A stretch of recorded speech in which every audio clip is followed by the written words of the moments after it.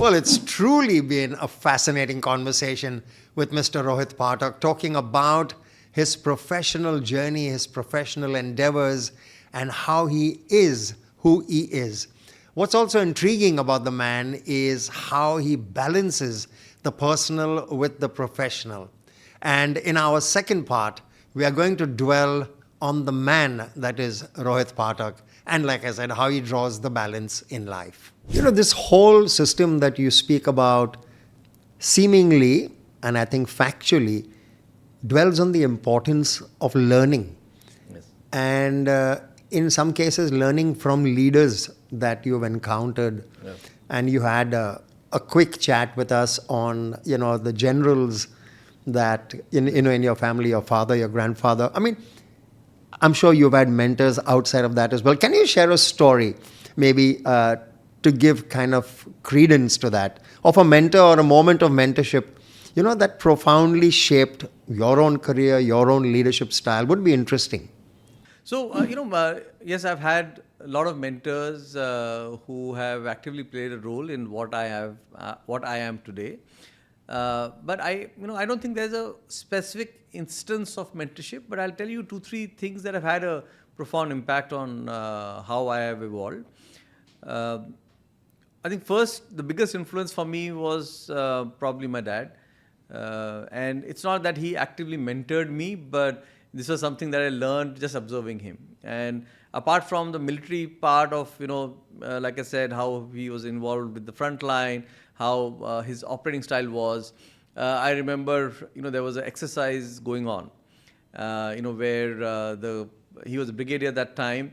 There were 3 brigades in the cantonment, and his 2-level up general was coming down to review them, and all the other brigades were busy working late night the previous night, and Dad was sitting home peacefully. And I asked him, I said, look, Dad, you're not preparing. Everyone else seems to be preparing for tomorrow. And he says, no, we are always prepared. I don't need to do last minute work. And that was the style he created. And I think, to me, if you're doing the right thing and you're focused on the right approach, you don't need to put in that last minute preparation for a meeting or a review, right? So, by the way, hence typically today when I have our quarterly reviews, I don't spend too much of time. I don't push my team to spend too much of a time, because I said, look, your story should be clear what you're trying to do.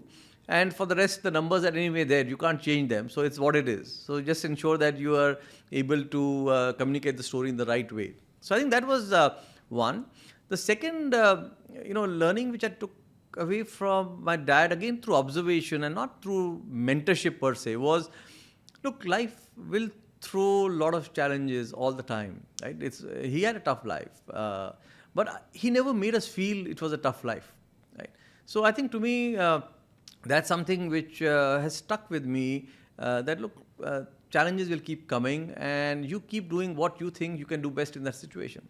Don't overthink, don't over-worry, go on with life. And I think that's been a very important part of my DNA. Even here, look, there's enough things that can go wrong in a business, and if you start worrying about everything, you will panic, and it'll create panic in the organization. So just go with the flow and do the right things. The second sort of mentorship experiences I had was at McKinsey, I think, which was very different kind of mentorship. But the one sort of thing that stuck with me from that journey was, yes, you can do a lot of small things, but can you get the few big structural things right?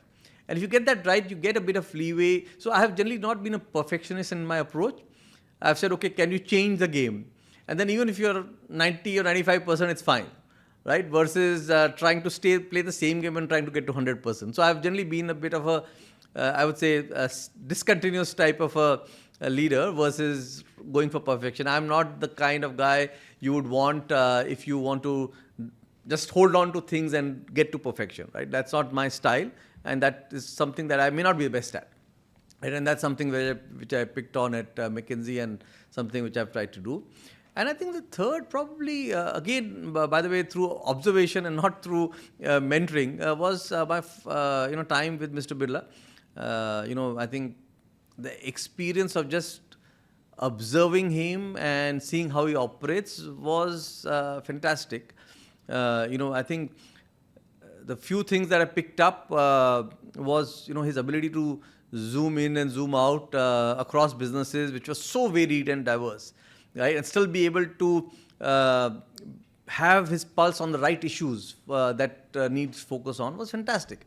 Yes, he had a team working with him. All of us giving him analytics, but irrespective of that analytics, I could see that he knows the pulse of each of the businesses, right? And I think that was just amazing to see because having that clarity of mind was great.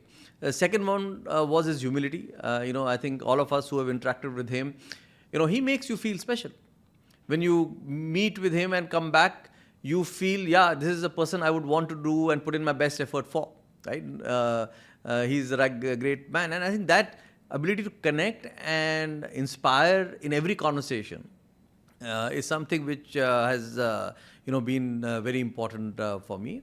And, I think the third one is his ability to simplify the decision making. He may ask you a lot of questions and you may wonder, where is he going with this? But he has a very simplistic way of being able to then say, okay, this is what we should focus on, which is, I think, a great skill to learn for. And I think that's something which I'm still trying to pick on. I remember in one of my performance appraisals, he would take a lot of pains in writing down notes on the performance appraisal and then discussing with you. And in one of the ones he had written, Rohit, learn to or work on your skill to connect the dots better or more, or something to that effect. And when I first read it, I said, look, I've done 10 years of consulting. This is what I've been trained for, to connect the dots. But when I reflected on it, I realized what he meant. And I think in the last few years, not just creating more dots, but also connecting them then better is something that I've focused on, and it has helped me a lot. So I think some of these experiences are things that have shaped my journey. Like I said, I'm not a big reader. I've not had formal mentorship sessions which have been very intense, but a lot of observations and learnings from the leaders I have seen, and not just leaders, but even my colleagues and some of the subordinates who have taught me a lot of things which I cherish. Oh, deep resonance you have created, Rohit, and I've got to say, I so concur in my own limited, small way. I've lived some part of the conversation you just kind of took us through. And it is amazing to see it kind of create the effective results, that you've... I always say, and I said it earlier today to you as well, that meeting you, is a good fun thing, right? And I don't mean to make it sound flippant. You seem to have this ever smiling, ever giving kind of vibration to you, which leads me to my final question, really, because this conversation can go on and on and on. But given your extensive leadership responsibilities, let's say within the group, which are large, to say the least, I mean, how do you strike a balance between your professional life, which is there for everyone to see, as also your personal well-being, which is there to see as well? How do you draw that balance? So, I think one of the first things I would say to that is, look, there's a reason that I'm not an entrepreneur. I'm a sort of an employee, right? Because the entrepreneur has its own challenges. Your responsibility of what you are supposed to do are very, very different. And I have consciously stayed being an employee versus an entrepreneur, or now you can say an intrapreneur that I've evolved into. For me, my family has been the core of almost all decisions I have taken in life. Right? When I left McKinsey, it was, the primary reason for that was balancing family life, and that was a commitment my wife and I made when we got married. That look, when we feel we need to change the life we are having, I will switch McKinsey, because we knew what McKinsey entailed in terms of lifestyle and work-life balance, and then we moved here to ABG.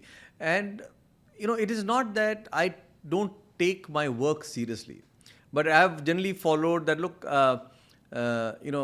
I work to have a good life. I don't live to work. Right? Work is part of life. but life is much, much larger than the work we do. Yes, I have a responsibility of the teams that I'm leading, responsibility to the organization that I'm part of, and that I will do, to the best of my ability. But my best of the ability is not going to be determined by the hours I work. It's going to be the impact that I create. And hence, as we were discussing earlier, my way of working has changed, has evolved to ensure that I prioritize what I spend time on significantly. I give a lot of room to my team to grow and take on larger roles. I'm okay looking away from small mistakes, and not just waste time on going through everything like with the audit mindset, because things happen. Judgments will go wrong, and it's okay. I'm okay to turn away and say it's fine, as long as it's not a values breach or a integrity breach. It's okay. Things will go wrong. As long as you're broadly going on the right direction, it is fine. And some of those things have helped me create the right balance at work, so that I have enough time. And I think, to me, look, all of us need to be fresh at work. And for me, that recharging every day is my family and my family time. I rarely do calls from home. I rarely do work from home. I don't open my computer too much at home. Yes, I respond to emails when they come, whenever I have sort of time at home. But I don't really do too much home, because that's my recharge time. And I feel it's my duty that if I come back fresh to work, I can do much more than if I try to put in the long hours, which are then draining me out and draining everyone else in the organization. So I would say it's a bit of a approach question on, I don't think hours define the quality of work you do. And, let's do the work right. And yes, there are times where you have to put in a lot of hours. It's okay. Those will come and go. But by and large, my style is, it's a balance. Life is a balance. And as long as you are then living with that balance, you will be happy and people around you will be happy. Rohit, I've got to say this one more time, but conversations with you, formal or informal, always leave you thinking, leave you happy, leave you enriched. And today is certainly not an exception. I've got to say a heartfelt thank you for joining us today. And obviously, we have our way. We'll have you right back here in just a bit. But thank you for being who you are, and thank you for being so giving in the way you live life. No, pleasure. Thanks so much. Always a pleasure speaking to you, Brian. And one of the areas where I've been spending a lot of time in the last several years is just coaching and mentoring people across the organization, across tenures, a lot of the young folks who are just coming into the workforce. I spend a lot of time with them just to ensure that they get the right perspectives as they get into the work life, because there are a lot of I would say, wrong things being perpetrated in the work culture, which are, I think, not healthy. And I think that energizes me. It gives me a lot of new perspectives and thinking. And it's something that I enjoy doing. So I think, to me, the biggest service we can do, and, business roles will come and go. But if I can make a difference to the lives that I come in touch with, is the biggest, thing that I can do and make a difference to. So that's what I yearn to do and drive. So it's a pleasure talking to you, and thank you for this conversation. Let me assure you that you are making a difference right here and now, and I'm very, very sure in the journey, and you will continue to do so. Thanks once again, Rohit, for joining us. Much appreciated. Thank you so much. And that was the end of today's Leadcast conversation from the Aditya Birla Group's podcast initiative, Soundbox. We do hope you enjoyed listening to this conversation. Do share your feedback by dropping in your comments on the Soundbox page. I promise, will be back soon with another episode, another fascinating conversation like the one we've just had. See you soon.